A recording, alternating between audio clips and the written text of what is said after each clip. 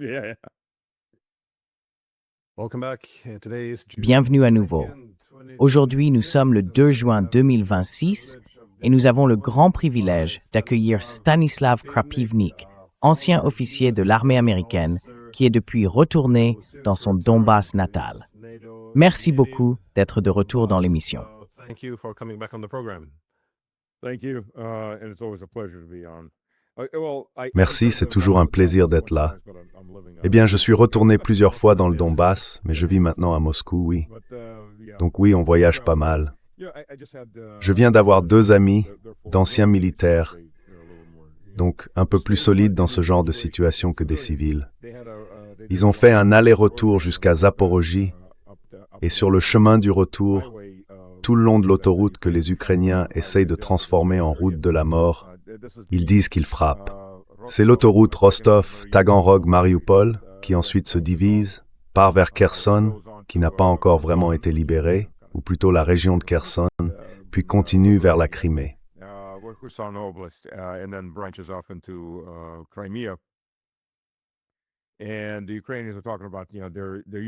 Et les Ukrainiens expliquent qu'ils utilisent des drones pour frapper des camions-citernes. En réalité, ce qu'ils font, et oui, ils ont touché quelques camions militaires, mais la majorité de leurs cibles, ce sont des camions civils. Ils tuent des civils. Ce qu'ils ont commencé à faire, c'est utiliser des drones pour larguer des mines au milieu de la nuit puis repartir. Et en revenant, une voiture civile, juste devant eux, a roulé sur une de ces mines et a explosé. Voilà la situation. C'est en gros une nouvelle forme de terreur. Ils larguent des mines un peu partout sur les routes, alors que l'immense majorité du trafic est civil. En somme, c'est encore une façon de tuer plus de civils. Rien de nouveau.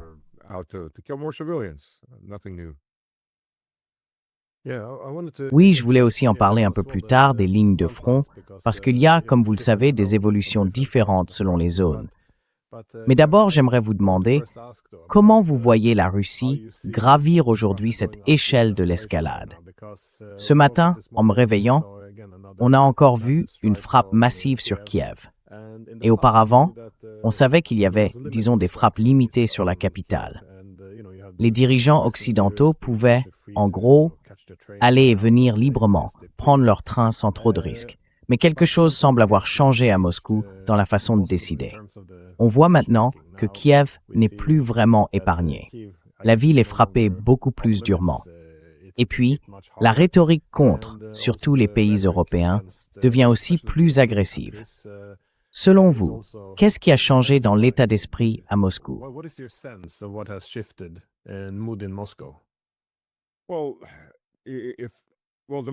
Eh bien, l'ambiance à Moscou, enfin disons plutôt au Kremlin. L'ambiance là-bas, c'est que Kiev devrait être un cratère, que l'Estonie devrait être un cratère, et peut-être même quelques villes européennes, pas russes, pas ukrainiennes, devraient être des cratères aussi. L'humeur à Moscou est extrêmement belliqueuse, et c'est le cas pour une grande partie de la Russie. Comme je le disais, des civils sont tués, ce n'est pas nouveau. Les Ukrainiens tuent entre 5 et 10 civils chaque jour. Est-ce qu'on a parlé de la gamification de la guerre par drone? Non? D'accord, je ne vous en ai pas encore parlé. Bon, alors la gamification de la guerre par drone. Pourquoi les Ukrainiens, en dernier recours, en arrivent-ils à tuer des civils?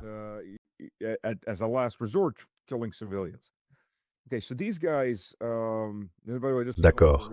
Alors ces types, et d'ailleurs, c'est aussi une des raisons pour lesquelles les opérateurs de drones ukrainiens ne semblent jamais finir prisonniers de guerre, si vous voyez ce que je veux dire.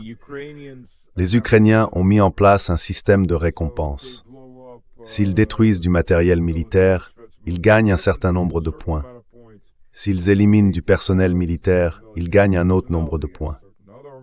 Si ce type de cible n'est pas présent dans la zone, ils s'en prennent à du matériel civil, comme des engins de chantier ou des équipements de télécommunication. Et si ça non plus n'est pas disponible, ils visent les camions civils. Et s'il n'y a pas de camions, ils s'en prennent aux voitures civiles.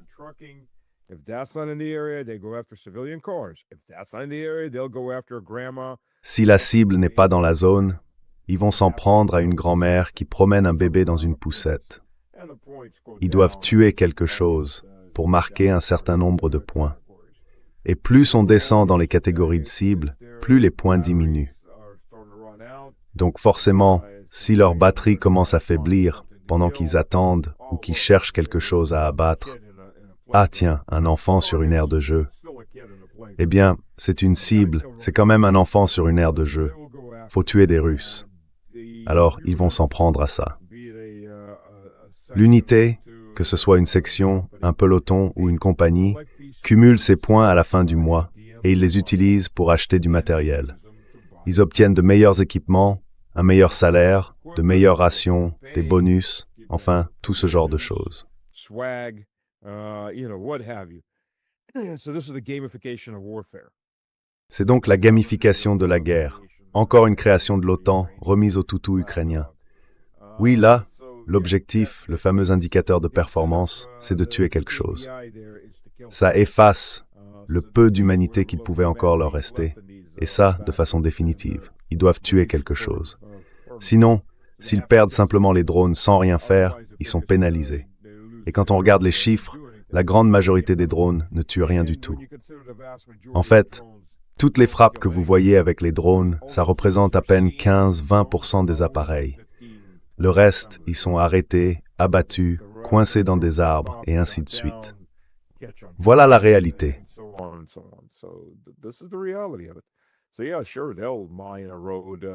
Oui, bien sûr, ils vont miner une route, une autoroute. Ils vont frapper une station-service pendant que des civils font le plein. Ils vont s'en prendre à des voitures isolées. Et quand ils en auront besoin, ils iront jusqu'à viser une grand-mère dans son jardin, parce que pour eux, c'est toujours une cible. Voilà la réalité à laquelle on fait face. Et oui, ils iront aussi frapper une école, tuer 21 personnes. Et ensuite, on entend en Occident, « Oh, c'était juste un missile qui a dévié de sa trajectoire. » Quel missile? Il y avait 16 drones, et ils ont observé cette école à Starobirsk pendant une demi-journée avec des drones de reconnaissance. Donc non, c'est un ciblage très précis de civils, comme plan de secours quand ils ne trouvent rien de militaire.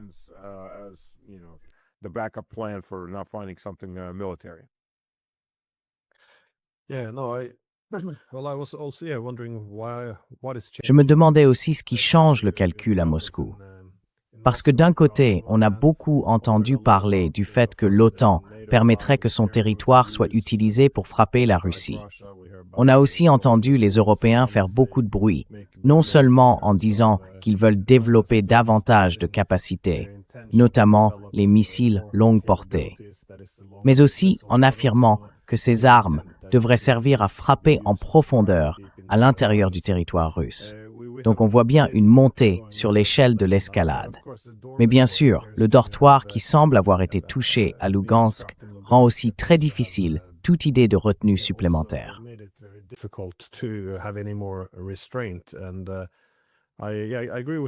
Et je suis d'accord avec la façon dont c'était couvert, parce qu'une fois que cette histoire a été reprise, dans les médias européens, comme la BBC, surtout dans les titres, la seule chose qu'on voyait, c'était « Poutine accuse l'Ukraine d'avoir visé ceci ». Et puis, on trouvait quelques articles suggérant que le bâtiment aurait pu être utilisé par des opérateurs de drones, alors même que certains sites ukrainiens publient ces listes de morts, où ils mettent en fait les enseignants et le personnel, donc ils ne faisaient pas semblant d'être des opérateurs de drones. Bref, c'est un développement assez spectaculaire. Mais selon vous, ce dortoir a-t-il surtout une valeur émotionnelle? Ou bien est-ce que tous ces éléments réunis expliquent pourquoi la Russie semble aujourd'hui lever ses propres limites?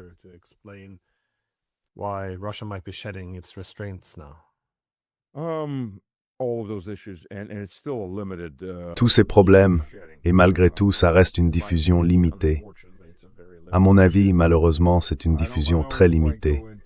Je ne vais pas jusqu'à dire « utilisons l'arme nucléaire », mais je pense qu'on a les moyens conventionnels pour faire passer le message, et pas en frappant l'Ukraine.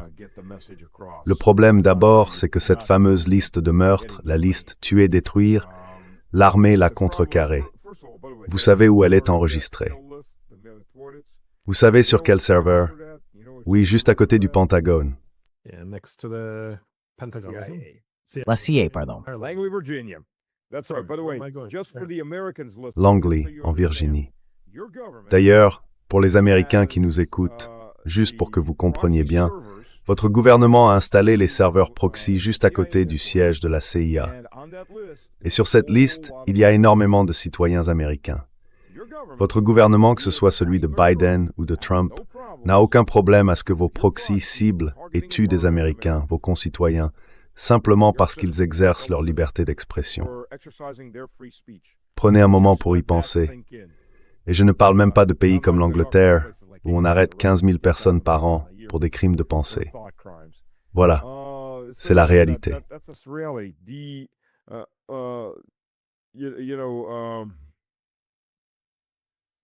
Vous savez, Andrei Kartapolov, qui est un ancien général, un député, et le président de la Commission des Forces armées, il a déclaré en gros, oui, on va viser les centres de décision, mais on ne s'en prend pas à la Rada, ni à Zelensky, ni aux politiciens. Les centres de décision qu'on combat, ce sont les militaires. Eh bien, moi, je ne suis pas d'accord avec ça. Parce que l'armée, c'est juste un outil. Ce que vous combattez, c'est le gouvernement. Et le gouvernement ukrainien, lui, est psychopathe. Vous voyez, le truc avec le fait de viser le gouvernement ukrainien, c'est que si vous combattez la Russie, l'Iran ou la Chine, vous affrontez des états de civilisation. Vous tuez un homme, un autre prend aussitôt sa place.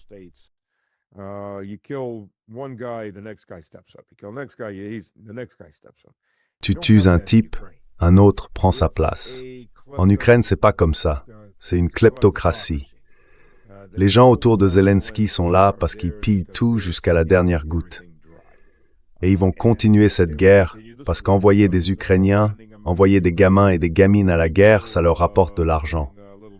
Mais eux, ils sont pas là pour mourir pour l'Ukraine. Aucun d'entre eux n'a l'intention de finir sa vie paisiblement en Ukraine. Ils sont là pour se gaver à la mangeoire, comme une bande de porcs. Et ce dont ils se nourrissent, c'est de la chair et des os de leur propre peuple. Alors au moment où ils commenceront à se faire tuer, éliminer, traduire en justice, à faire face à leurs actes, les autres s'enfuiront, parce qu'ils n'ont rien à défendre là-dedans. Ils ne sont pas là par conviction.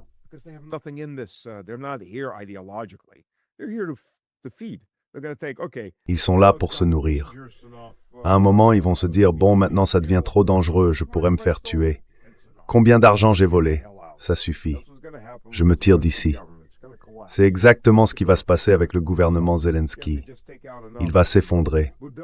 Pas besoin d'aller directement après Zelensky lui-même. Il suffit d'en éliminer assez.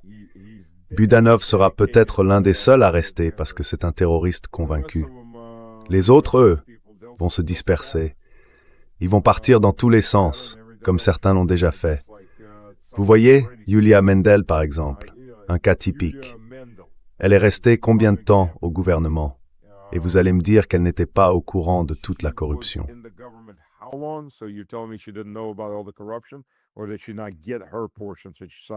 Ou alors, elle n'a pas eu sa part et elle a décidé de quitter le navire.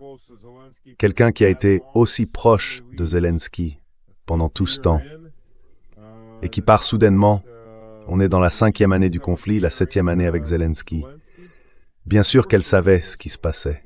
Il faut être complètement aveugle, sourd et muet pour ne pas voir la corruption. C'est absolument flagrant. Alors des gens comme ça, quand ils sont contrariés, ils s'en vont. Si leur vie est en danger, ils s'enfuient, parce qu'ils vivent pour eux-mêmes et pour leur portefeuille.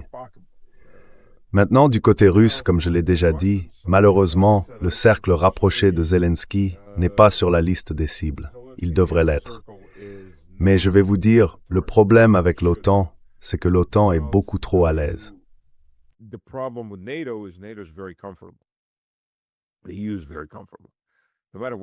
L'Union européenne est bien tranquille. Quoi qu'elle fasse, ce sont les pauvres Ukrainiens qui vont se faire frapper. De toute façon, ce ne sont que du biomatériau, non? Qui ça intéresse? Et c'est bien là le problème. L'OTAN doit servir d'exemple, ou alors on doit faire un exemple de l'OTAN, et pas à Kiev, pas à Lviv. Peut-être à Tallinn, peut-être à Riga. Voilà ce que devrait être l'exemple. Voici ce qui attend le reste de l'OTAN. Vous avez oublié ce qu'est la guerre. Très bien. Ressentez un peu la guerre sur votre propre peau. Ou peut-être, Helsinki. Ces villes devraient souffrir. Coupez-les. Détruisez leurs infrastructures vitales, leur eau, leur système d'assainissement. D'ailleurs, que font les Américains en permanence? Les Américains auraient déjà exterminé l'Europe si les Européens faisaient la même chose.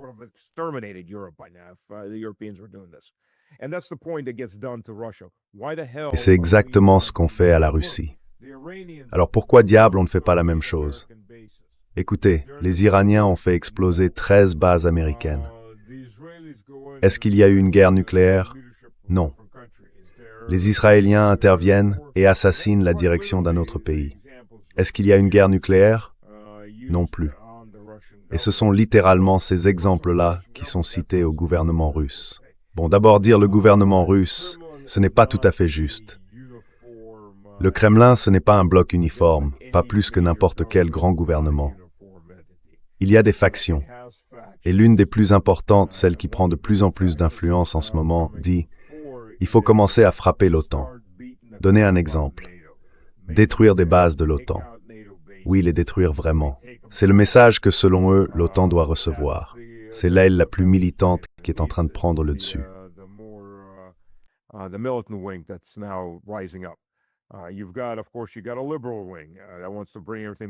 Il y a bien sûr une aile libérale qui veut tout ramener à 2012. C'est irréaliste, oui, mais bon, c'est ce en quoi ils croient. Et puis il y a d'autres courants, d'autres factions, comme dans n'importe quel grand gouvernement. Il y a plusieurs camps, mais on ne voit pas forcément les querelles ou les manœuvres. C'est juste bien caché.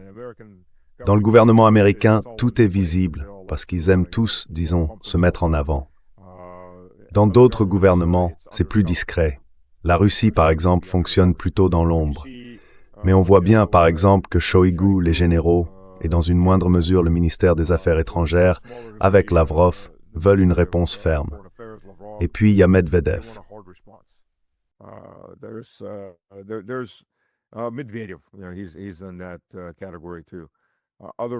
Lui aussi, il fait partie de cette catégorie. D'autres, comme Dmitri, veulent trouver un accord. Et Dmitri n'était pas là tout seul. Donc, à l'intérieur du gouvernement, il y a plusieurs factions. Et la faction dure, surtout avec les provocations que les Ukrainiens et l'OTAN multiplient avec ces drones fabriqués en Italie. Sheikh Bose montrait les débris des drones et d'autres journalistes étaient sur place.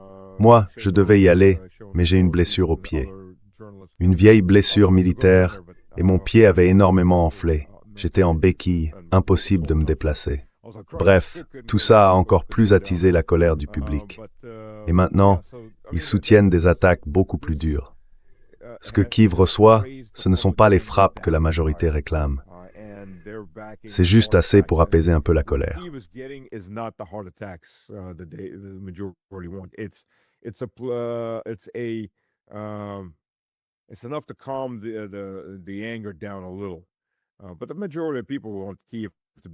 Mais la majorité des gens veulent que Kiev soit en ce moment un immense cratère. On pourra la reconstruire plus tard. C'est ça l'état d'esprit aujourd'hui. Les Ukrainiens ont réussi quelque chose que seuls les Allemands avaient fait en 1941.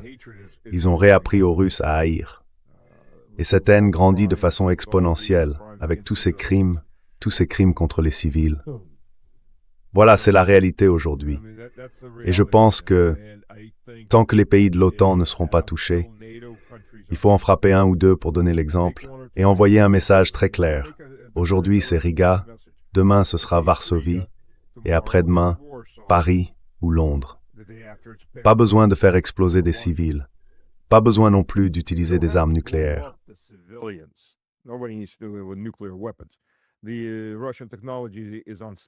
La technologie russe est imparable.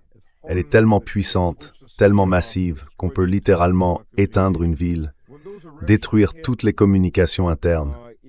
Quand ces frappes aériennes touchent par exemple Dnipro, l'ancien Dnepropetrovsk, tout un côté de la ville est frappé.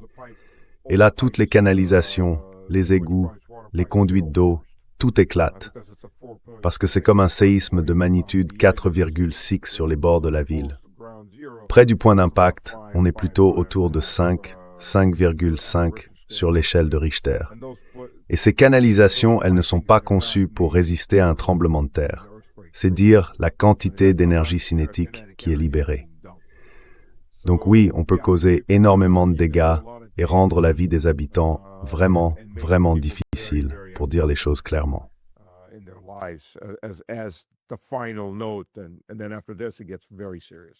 Et ensuite, à partir de là, les choses deviennent vraiment sérieuses.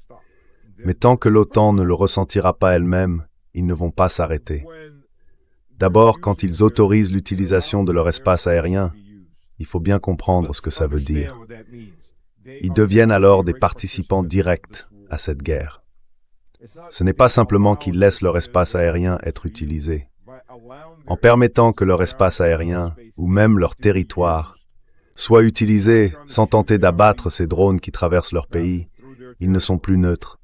Ils ne sont plus des intermédiaires, ni des acteurs par procuration. Ce sont des combattants directs. Les pays de l'OTAN sont des combattants directs. Et si on écoute bien, au minimum, cela concerne la Lituanie, la Lettonie, l'Estonie et la Finlande.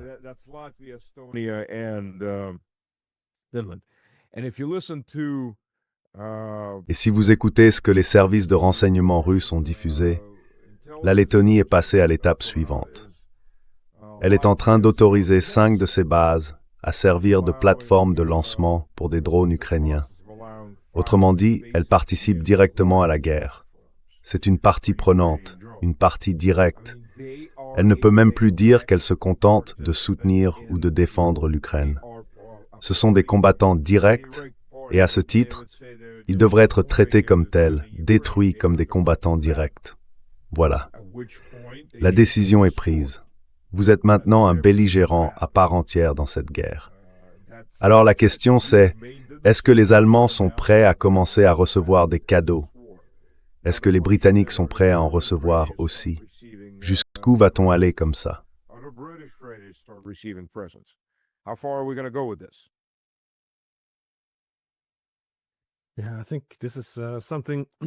Oui, je pense que c'est quelque chose qu'on ne perçoit pas vraiment en Occident.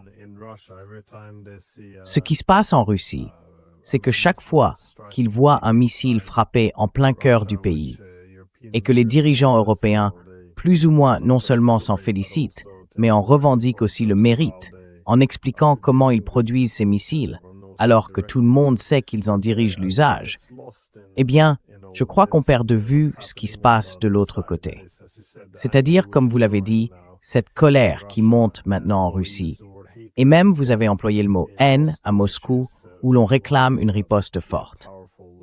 Et même si on met de côté l'aspect émotionnel, on peut comprendre l'argument pragmatique qui explique pourquoi la Russie adopte sans doute aujourd'hui une position beaucoup plus dure. Parce que la Russie, oui, j'espère que je me fais bien comprendre.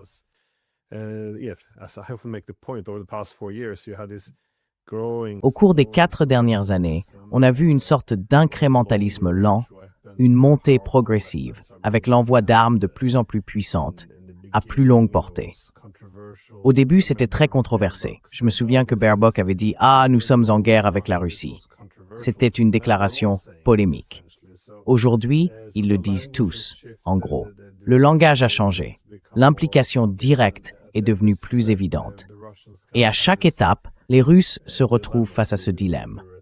Soit ils ripostent, mais ils prennent alors le risque d'une guerre plus large avec l'OTAN, soit ils détournent le regard, mais dans ce cas, ils envoient le signal qu'ils ne réagiront pas, ce qui forcément encourage l'autre camp.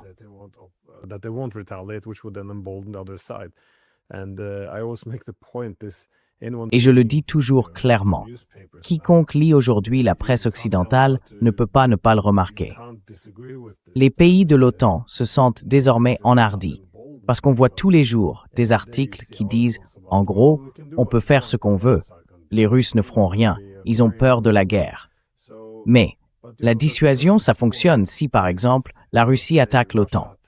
En revanche, si la dissuasion veut dire que la Russie ne peut pas riposter contre l'OTAN et qu'ensuite on continue d'escalader encore et encore, à un moment donné, on va atteindre un point de rupture. Et c'est aussi mon sentiment. On a d'une certaine manière déjà franchi cette ligne. et l'illusion du contrôle de l'escalade va en fin de compte nous mener à notre perte. Mais comme je le disais tout à l'heure, je voulais aussi parler du front, parce que comme vous l'avez mentionné, dans la région de Zaporizhia, c'est un vrai mélange, un peu un sac de noix, si vous voulez.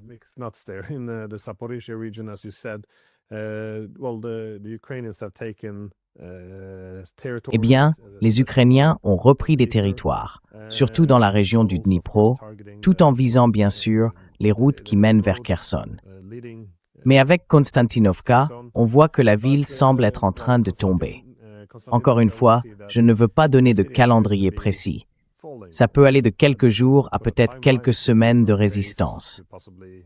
Pendant ce temps, les Russes ouvrent aussi un front beaucoup plus large autour de Kharkiv et de Sumy, où plusieurs lignes de front semblent se rejoindre, puisqu'ils étendent leur position.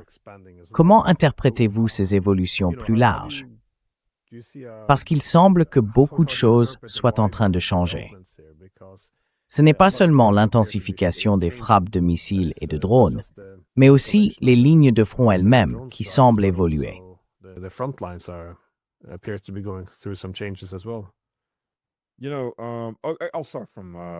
Vous savez, je vais commencer par Zaporizhia et remonter à partir de là.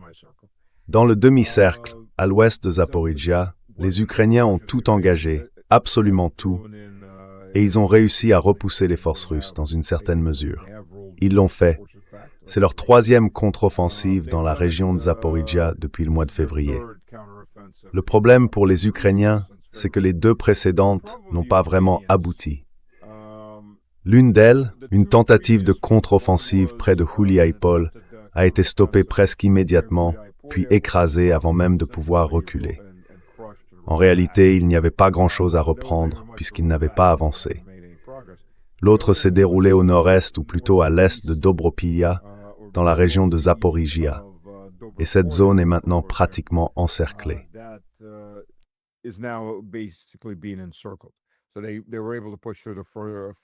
Ils ont réussi à percer les premières lignes. Ils sont arrivés jusqu'aux secondes, puis ils ont été stoppés. Et maintenant, ils sont encerclés à la fois par l'est et par l'ouest. Derrière eux, il y a une rivière, avec tous les ponts détruits. Donc il y a une très grande poche de soldats ukrainiens complètement entourés. La raison pour laquelle les Ukrainiens parviennent à percer plus vite que les forces russes, c'est qu'ils se moquent complètement des pertes. C'est ça, le point essentiel. Ils n'en ont rien à faire du nombre de pertes qu'ils subissent. Ils envoient même des unités d'infanterie suicides. Pour bien comprendre comment ça fonctionne, quand on voit ces hommes rafler dans la rue, ils sont séparés en deux catégories. D'un côté, ceux de 35 ans ou moins, en bonne santé. De l'autre, ceux de plus de 35 ans ou en mauvaise santé.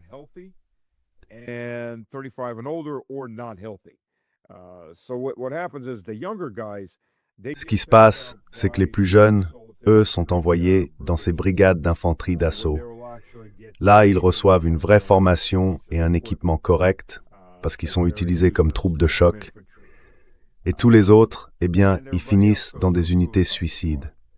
Ils servent pour un seul grand coup, une seule charge, si vous voulez. Ou alors on les envoie tenir un secteur que l'infanterie d'assaut ne peut pas garder. L'infanterie d'assaut, elle, est formée pour attaquer, mais elle subit aussi énormément de pertes. Ensuite, elle se retire parce qu'elle ne peut pas tenir la position. Et là, on envoie l'infanterie de deuxième catégorie, voire de troisième. Mais avant de lancer une attaque, Heydukov, par exemple, en est un cas typique.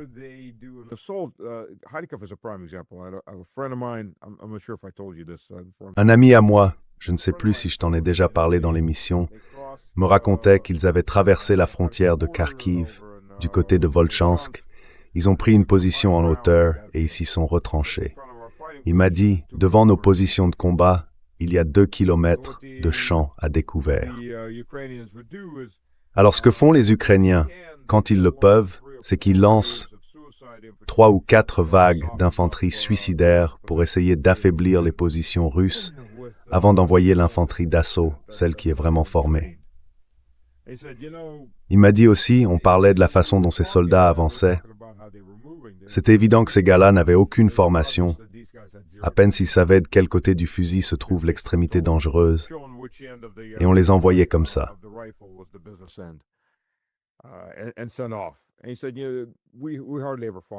Et il a dit, tu sais, on tirait à peine sur eux. 2 kilomètres de champ. L'artillerie les décimait à mi-chemin. Aucun n'a survécu. Ils envoyaient une vague, puis une autre, et encore une autre. Et avec 2 kilomètres de terrain à découvert devant eux, leur position était telle qu'il ne servait à rien d'envoyer l'infanterie d'assaut. On ne pouvait pas les préparer avant l'attaque. À chaque fois qu'ils lançaient ces escouades suicides, ces sections entières, elles étaient anéanties par l'artillerie avant même d'arriver. 2 kilomètres, c'est une très très longue distance à parcourir en courant, surtout quand on n'est pas en forme. Mais même si on l'est, traverser 2 kilomètres de champ à découvert face à l'artillerie, c'est une mission suicide.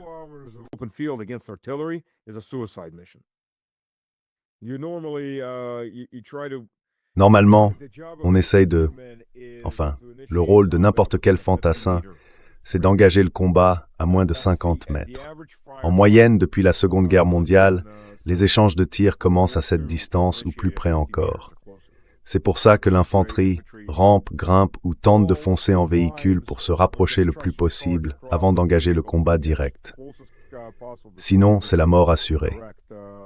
Avec l'artillerie longue portée, l'artillerie moyenne, les mortiers, sans parler de l'aviation et tout le reste.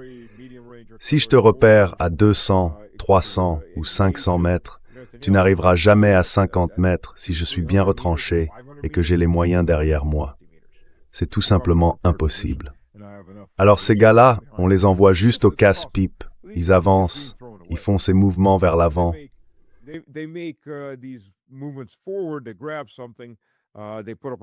Ils s'emparent d'un endroit, ils publient toute une série de photos. C'est encore de la communication. Mais ils ne peuvent pas tenir parce qu'ils perdent énormément de ressources pour prendre cette position. Et ensuite, ils se font repousser. Donc je ne suis pas vraiment inquiet pour l'ouest de Zaporojie.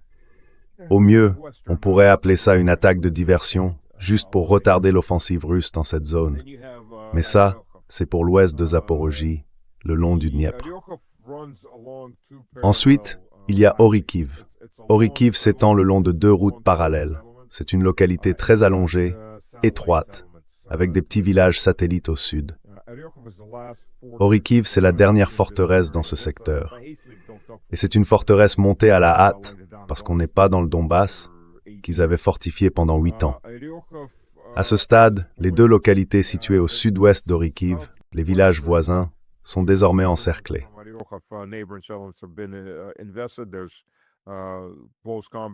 Les combats après l'assaut durent déjà depuis un moment. Il y a du mouvement vers Orekov depuis l'ouest. Les forces russes sont à environ 9 kilomètres. Et à l'est, du côté de Guliai-Poliu, elles percent aussi et se trouvent à peu près à la même distance. Au début de l'année, elles étaient à plus de 20 kilomètres. Donc elles se rapprochent, et assez vite, parce que les défenses ukrainiennes dans ces zones se sont effondrées. Ce sont surtout des zones ouvertes. Orekov risque donc d'être pris par 3 directions à la fois.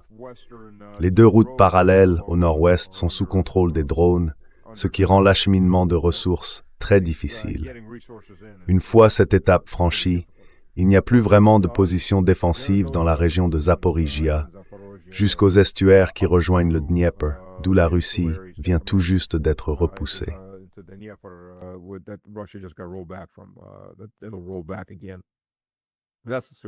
Ça va encore reculer. Voilà la situation là-bas. Dans la République du Dniepr, c'est plutôt calme sur la partie sud. Il y a eu une percée, ou plutôt, non, pas une percée, une infiltration des lignes ennemies dans la direction de Dobropolidonetsk. Certains noms de villes reviennent souvent, c'est vrai, mais tout dans cette zone s'est concentré avant tout sur Konstantinovka. Et Konstantinovka est à environ 70% sous contrôle russe. Il y a une grande poche de soldats ukrainiens encerclés dans la partie sud-centre de la ville. La ville elle-même est coupée en 2 par la rivière. Les ponts ont été détruits, les crêtes au nord aussi, donc ils ne peuvent plus se soutenir mutuellement. Et les forces russes ont simplement contourné la ville, ont commencé à l'envelopper des deux côtés dans un long mouvement d'encerclement.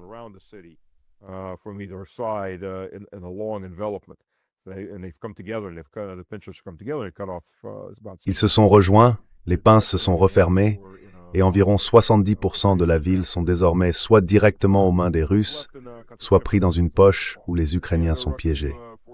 Ce qu'il reste de Konstantinovka semble sur le point de tomber. Les forces russes avancent, elles se trouvent à environ 6 ou 7 kilomètres des abords de Kramatorsk, par l'est.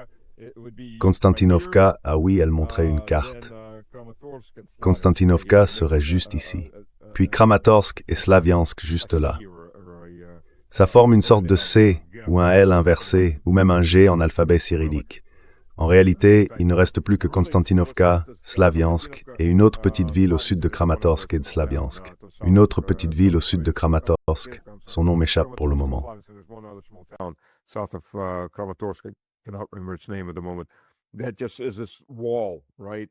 C'est ce mur tout simplement, non? Et c'est tout. Ce sont leurs dernières grandes positions fortifiées.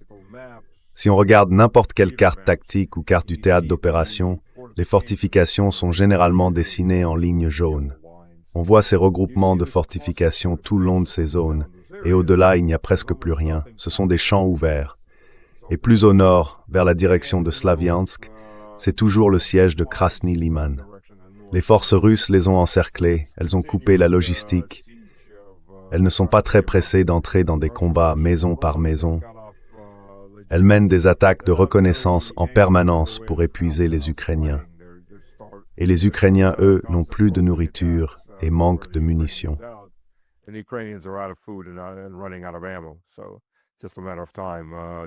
Donc, ce n'est qu'une question de temps avant que le moral ne craque ou qu'il soit à court de munitions, et là, il ne reste plus qu'à nettoyer. Mais ça ouvre la voie vers Sloviansk par le nord. Kupiansk est entre les mains des Russes. Ce qui se passe autour, c'est une opération de nettoyage, une réorganisation, et dans cette poche, jusqu'à la rivière Serebrianka, il y a un grand réservoir d'eau à l'est de Kharkiv. Les forces russes au nord ont coupé les lignes logistiques. Elles avancent dans cette poche tout le long de la frontière, en haut comme en bas. Et dès qu'elles décideront de lancer l'offensive depuis Kupiansk vers la ville de Brianka, cette poche sera complètement isolée. Ça représente environ un quart de l'oblast de Kharkiv qui va se retrouver coupée.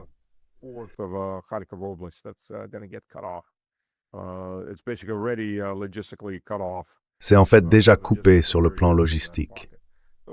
L'approvisionnement est très difficile dans cette zone. Il y a encore quelques milliers de soldats ukrainiens là-bas, peut-être 5 ou 10 000. Et la Russie avance régulièrement vers Kharkiv depuis Volchansk. Ils ont terminé d'éliminer les forces ukrainiennes. Ils utilisent les forêts pour progresser parce que tout est vert et que ça offre beaucoup de protection contre les drones. Donc, ils avancent à travers les zones boisées. C'est la même chose du côté de Sumy, d'ailleurs. Les forces russes sont à environ 7 ou 8 kilomètres au nord de Sumy, ce qui représente une journée de marche tranquille. Vraiment tranquille.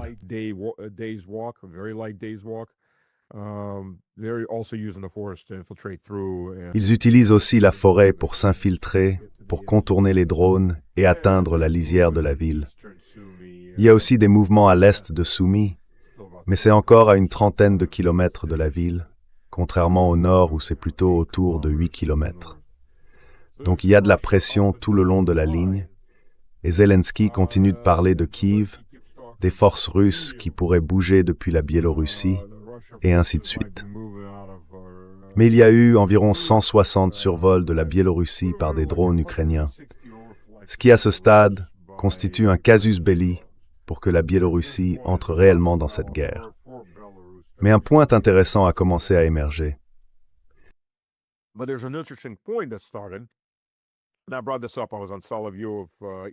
J'en ai parlé, j'étais dans l'émission du soir avec Soloviev la semaine dernière, et les gens ont commencé à dire que les Ukrainiens fortifiaient les villes de Kiev, de Nikolaïev, de Nikopol, d'Odessa et d'autres encore, avec des barbelés, des tranchées anti-chars, des dents de dragon, des champs de mines. Ils doivent se préparer parce qu'on serait sur le point de percer.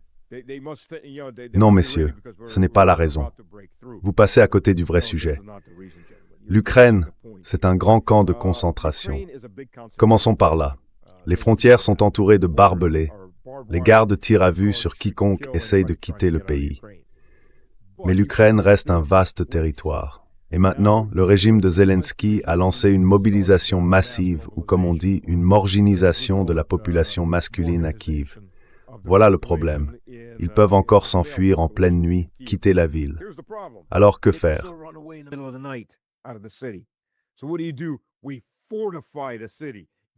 On fortifie la ville. Devinez quoi? Non seulement ça marche pour empêcher les forces russes d'entrer, mais en réalité, ça ne marche pas si bien que ça. Parce que, si vous ne gardez pas un œil sur cette zone remplie de mines, de dents de dragon et de barbelés, ces obstacles peuvent être enlevés assez vite avec du matériel lourd, surtout des chars. Vous accrochez une chaîne autour d'une dent de dragon, le char recule et il la tire simplement hors du chemin. Il parle d'un blocage temporaire des mouvements, mais c'est vraiment très temporaire. La raison pour laquelle on installe ce genre d'obstacles sur un champ de bataille, c'est qu'il faut les couvrir avec de l'artillerie, avec le bon système d'armes. Comme ça, quand l'ennemi essaye de passer, vous le frappez, parce qu'à ce moment-là, il n'est plus en manœuvre.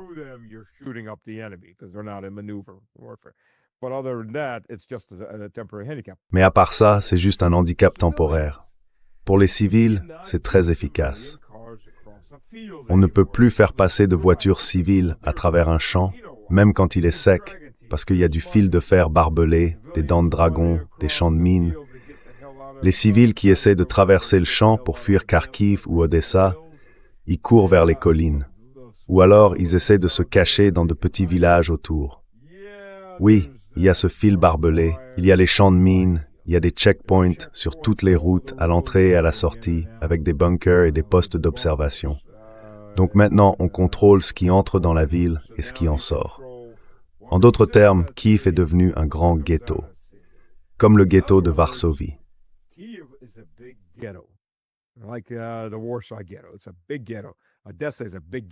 C'est un grand ghetto. Odessa, c'est un grand ghetto. Toutes ces villes sont devenues de grands ghettos. On peut dire que c'est un enclos à moutons, si on veut voir les choses comme ça. Un enclos à moutons pour l'humanité. Et maintenant, on peut les récolter beaucoup plus facilement. Ils n'iront nulle part. Ils ne peuvent pas s'enfuir. Ou alors c'est devenu beaucoup plus difficile pour eux de le faire.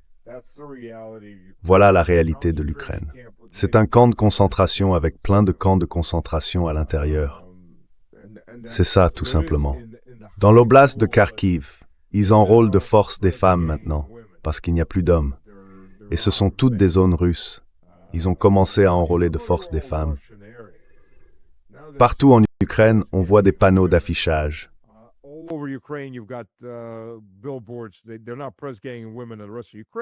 Ils ne forcent pas les femmes à s'enrôler dans le reste de l'Ukraine, mais ils font tout sur le plan psychologique pour les pousser à aller se battre. Il y a des panneaux partout. Tu es une femme en Ukraine. Ton devoir, c'est de combattre sur le champ de bataille. C'est jusqu'au dernier Ukrainien. Et ça, c'est pour que le public occidental comprenne. Toute la chair doit passer dans le broyeur. Voilà. Quand le dernier bébé ukrainien aura une grenade attachée à la main, goupille retirée, et qu'on lui dira « Cours vers les soldats russes », c'est là que Zelensky et le reste des parasites quitteront le cadavre et partiront pour Israël, pour les États-Unis, pour le Royaume-Uni. Et la plupart d'entre eux iront en Israël, parce qu'ils sont presque tous citoyens israéliens, avec une double nationalité, si on veut être honnête.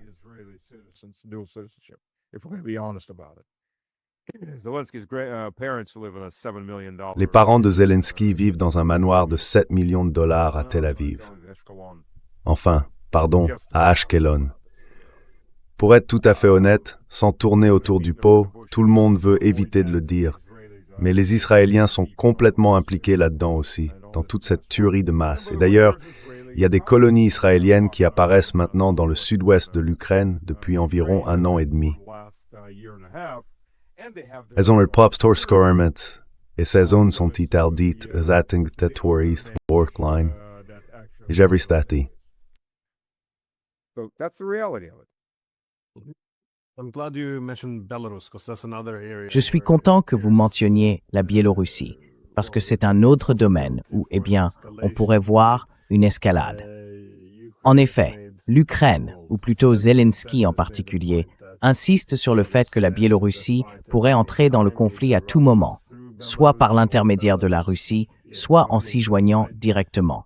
Et ils affirment avoir déjà identifié 500 cibles en Biélorussie, prêtes à être frappées. Il y a aussi beaucoup de survols ou d'incursions de drones ukrainiens au-dessus du territoire biélorusse.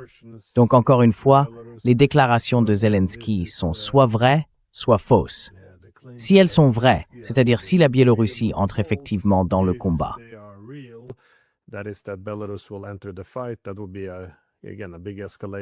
ce serait, encore une fois, une grosse escalade du côté russe, peut-être aussi dans le cadre d'un coup décisif contre l'Ukraine.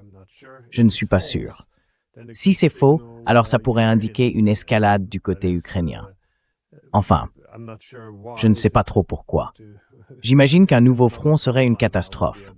Peut-être que ce serait plus facile pour les pays européens d'entrer plus directement dans la guerre s'ils attaquaient la Biélorussie.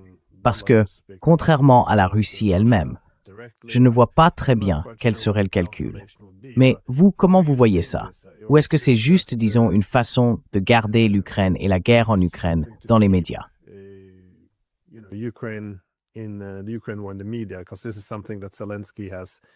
Parce que c'est quelque chose qui a déjà inquiété Zelensky par le passé. C'est-à-dire que dès que les caméras se tournent vers le Moyen-Orient, les armes se raréfient, l'argent aussi. Donc, j'ai toujours tenu à dire, pour défendre Zelensky si on veut, que beaucoup de gens affirment qu'il mène surtout des guerres de communication. Mais en réalité, il faut bien en mener quand on dépend de gouvernements étrangers, qui ont besoin que leur opinion publique reste mobilisée. Enfin, je ne suis pas certain. Comment est-ce que vous évaluez, même si on n'a pas encore toutes les informations, ces rapports qui parlent maintenant d'une extension de la guerre vers la Biélorussie?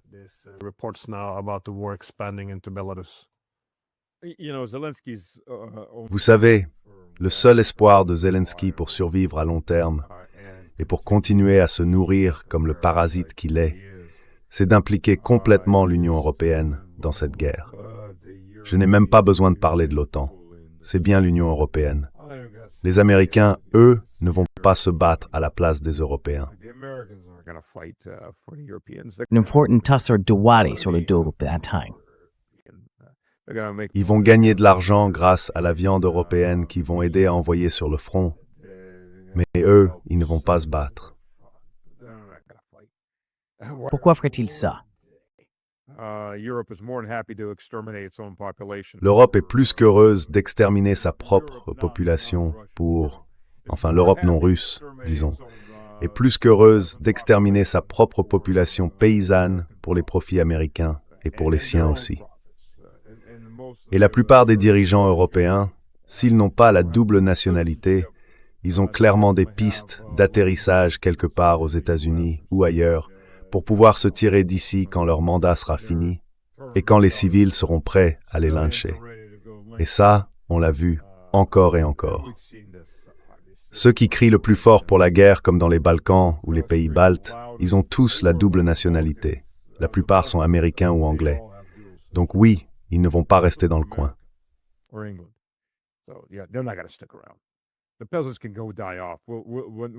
Les paysans peuvent bien crever. Quand il fera trop chaud, on se tirera d'ici. Beaucoup de leurs familles sont déjà parties. Voilà la réalité. Ces gens-là ne vont pas mourir pour leur pays. Ils vont s'enrichir grâce à leur pays. Le but de Zelensky depuis le début, c'est d'entraîner le reste des Européens dans cette guerre. C'est sa manière de survivre. Et jusqu'à il y a environ un an, l'Union européenne arrivait plus ou moins à éviter ce piège. Mais quelque chose a changé dans leur mentalité. Non seulement ils n'évitent plus la balle, mais ils sortent carrément de leurs tranchées, se redressent de toute leur hauteur et disent « oui, tirez-nous dessus, faites-nous entrer dans cette guerre ».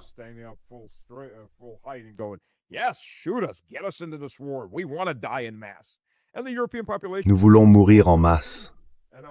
Et la population européenne, dans sa grande majorité aussi. Et je vais vous dire pourquoi. Parce qu'ils votent pour ces gens-là. Ils continuent à leur donner de l'argent. Ils continuent à acheter leurs mensonges. La plupart ne nous écoutent pas. Ils écoutent ce qui les rassure. On va gagner, on est les vainqueurs. Ah bon, maintenant c'est mon fils qui doit y aller? Ah, c'est moi qui dois y aller? Parce qu'il y a une chose que tous ces Européens doivent comprendre. Ça s'appelle l'ukrainisation de l'Europe. Leurs dirigeants observent de très près comment vous mettre dans la tombe.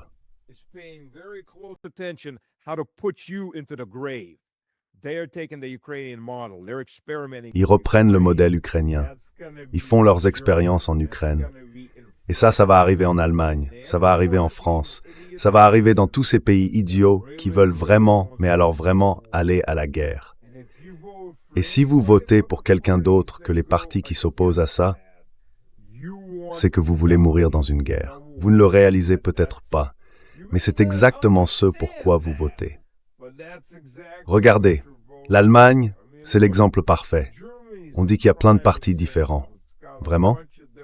En réalité, il n'y en a que deux. Il y a l'AfD, Alternative für Deutschland, et puis il y a le parti unique.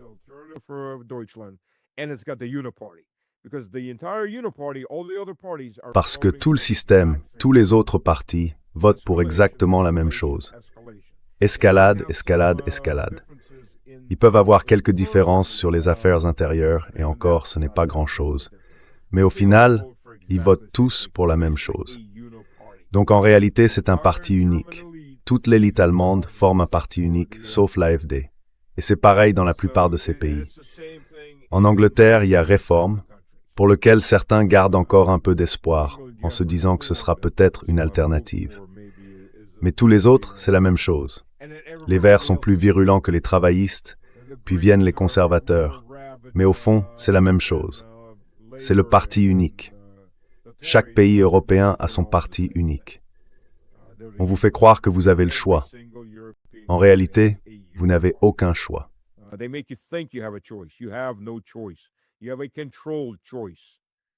Vous avez un choix contrôlé. C'est ça, l'essence même du contrôle des gens ordinaires. Leur donner l'illusion d'un choix. En réalité, vous n'avez pas de choix. Vous votez pour n'importe lequel de ces partis et vous obtenez le même résultat. Peut-être que l'emballage sera un peu différent, peut-être que le nœud aura un autre motif. Mais au final, c'est le même cadeau. Et ce cadeau, c'est que les hommes iront mourir pendant que vos élites s'enrichiront. Et tous ces migrants qu'ils ont fait venir, ce sont eux qui s'occuperont de vos femmes. Ils vous fabriqueront une nouvelle population, plus docile, sans racines, plus facile à contrôler. Mais pour ça, il faut d'abord écarter les hommes. Et cette machine à broyer, c'est justement pour les écarter. Noam Chomsky a dit un jour, enfin, il a écrit, que dans les sociétés démocratiques libérales, on contrôle souvent les discussions en limitant simplement le champ de ce qu'il est acceptable de dire, puis en encourageant un débat animé à l'intérieur de ces limites. Donc, vous voyez, si on vit dans une société où l'on peut débattre pour savoir si Poutine ressemble plutôt à Hitler ou à Staline, alors oui, on peut dire qu'on a un débat. Ou peut-être que c'est Gengis Khan. Voilà l'idée de fond. C'est Gengis Khan.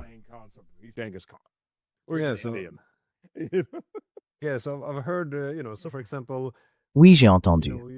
Vous savez, par exemple, dans beaucoup de pays ici, on peut débattre de la question de savoir jusqu'à quel point, vous voyez, il faut aider l'Ukraine. Parce que d'un côté, il faut éviter une guerre nucléaire. Mais peut-être que de l'autre, on ne devrait pas encourager les Russes, ni les laisser utiliser, vous savez, des menaces, du chantage nucléaire. Mais le point de départ, celui qui limite le débat, c'est l'idée même que tout cela revenait à aider l'Ukraine. C'est-à-dire que, vous voyez, nous avons renversé leur gouvernement sans le consentement de la majorité des Ukrainiens, contre leur volonté et contre leur constitution.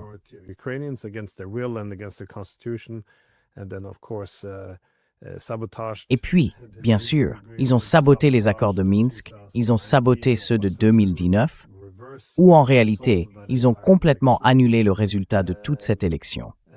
Et ensuite, évidemment, ils ont torpillé l'accord d'Istanbul et boycotté la diplomatie pendant 4 ans, en se contentant d'inonder les élites d'armes et de pots de vin pour s'assurer qu'elles continuent la guerre. Et tout ça sous le grand drapeau de l'aide à l'Ukraine. Personne ne revient jamais en arrière pour se demander « Imaginez à quoi ressemblerait le pays aujourd'hui si on n'avait pas fait tout ça, si on avait permis que ce pays soit un pont au lieu d'une forteresse contre les Russes. Ils auraient conservé tout leur territoire, y compris la Crimée. Tous les hommes seraient encore là, sur leur terre. »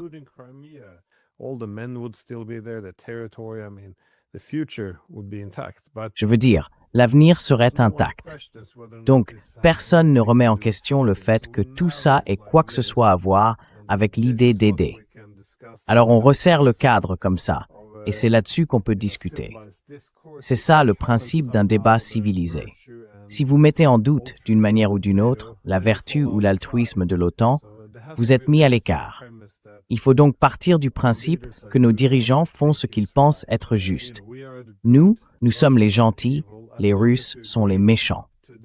Tant que vous êtes d'accord avec ça, alors on peut débattre. C'est pour ça que, avant toute discussion sur l'Iran ou sur ce qui se passe en Palestine, la première question sera « Est-ce que vous condamnez le Hamas ?» D'accord, il faut d'abord poser ça. Et aussi, est-ce que vous condamnez Poutine?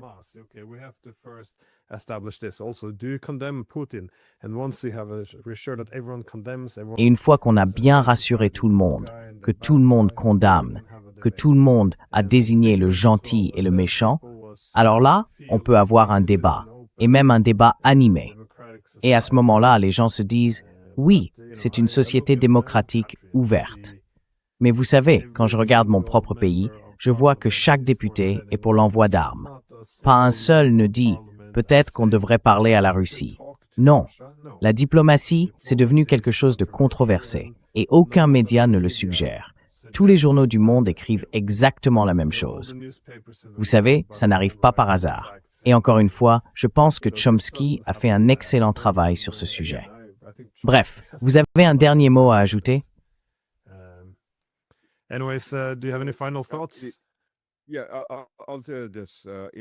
Je vais vous dire une chose. Dans le monde de l'entreprise, comme dans celui de l'armée, on appelle ça la matrice de prise de décision. Le commandant dit, bon, quelles sont mes options? Et l'état-major part préparer une liste de plans d'action possibles. Ce qui se passe, c'est que, surtout si l'équipe a un agenda, elle veut pousser une option en particulier. Alors on prend cette option qu'on veut faire approuver par le commandant, le PDG ou le vice-président, et on ajoute 2 ou 3 autres options qui ne sont pas terribles, voire franchement mauvaises. Et toutes les autres options qui pourraient être bonnes, mais qui vont à l'encontre de ce qu'on veut, on les écarte tout simplement. On ne les met même pas dans la liste.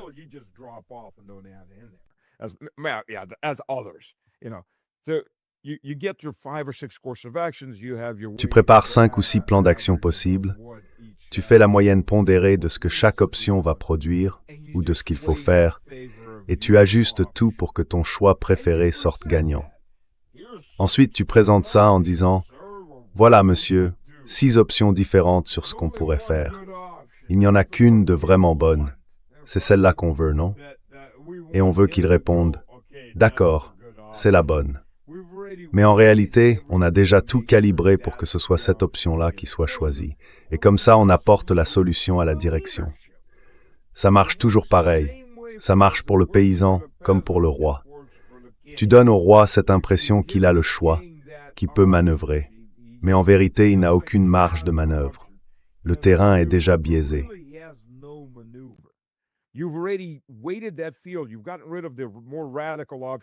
Tu t'es débarrassé des options les plus radicales.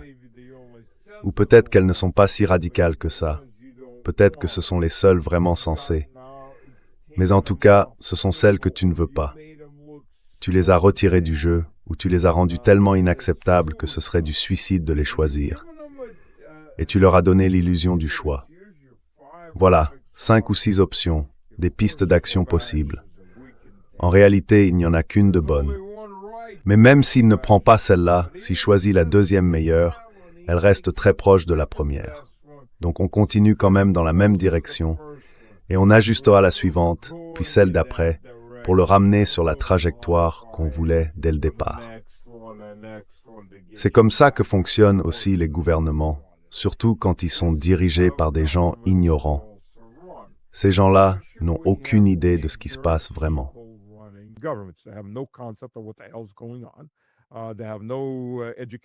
Ils n'ont aucune éducation qui vaille quoi que ce soit.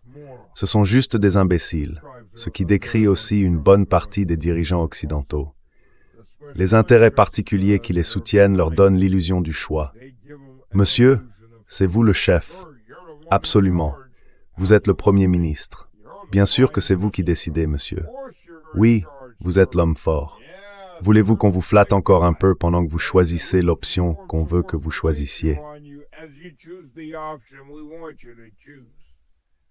Et lui, il se dit que oui, c'était un choix terrible, mais qu'on a pris la bonne décision.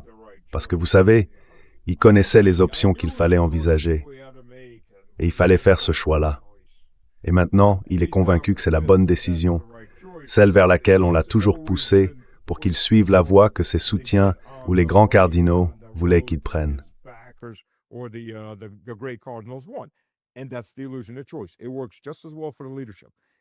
Et c'est ça l'illusion du choix.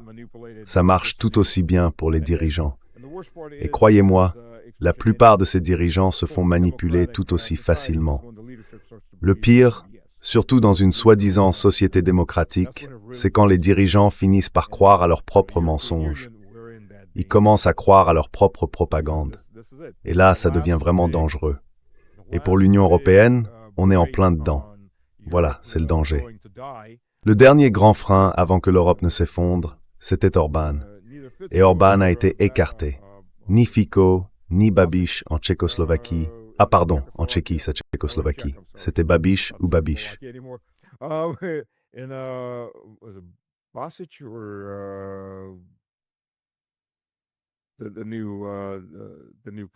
Le nouveau Premier ministre, j'écorche sûrement son nom. Mais bon, aucun des deux n'a vraiment le poids nécessaire pour freiner ce train lancé à toute vitesse. Oui, Orbán s'en sortait plutôt bien. Je veux dire pas parce qu'il était pro-Russie, mais parce qu'il était pro-Hongrie, comme il se doit. Chacun devrait s'occuper de son propre pays et des intérêts de son propre pays. C'est comme ça qu'on peut négocier avec les autres, en comprenant quels sont les intérêts de leur pays. D'accord, lui, il défend les intérêts de son pays. On peut négocier. On peut trouver un terrain d'entente. On ne peut pas trouver de terrain d'entente avec des idéologues baies, sauf si on se soumet à eux.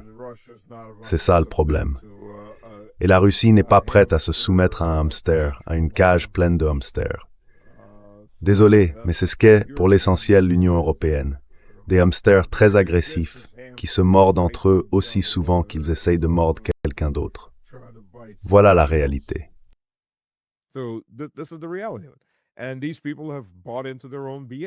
Et ces gens-là ont fini par croire à leurs propres mensonges. Ils croient à leur propre propagande. Ils ont été manipulés. Certains d'entre eux, oui, ont été manipulés, mais d'autres savaient très bien, dès le départ, dans quelle direction ils devaient aller. Mais dans tous les cas, c'est comme ça qu'on contrôle la direction, tout comme on contrôle le peuple. On peut contrôler le roi, tout dépend de qui se tient dans l'ombre. C'est ça qu'il faut vraiment regarder. Qui est derrière ces gens-là? Vous savez, BlackRock est derrière beaucoup de choses. On le sait. Les Américains aussi. BlackRock a perdu beaucoup d'investissements en Ukraine et ils ne sont pas contents. Beaucoup d'autres entreprises non plus ne sont pas contentes. Il suffit de regarder les grands intérêts qui se cachent derrière chacune de ces figures de façade.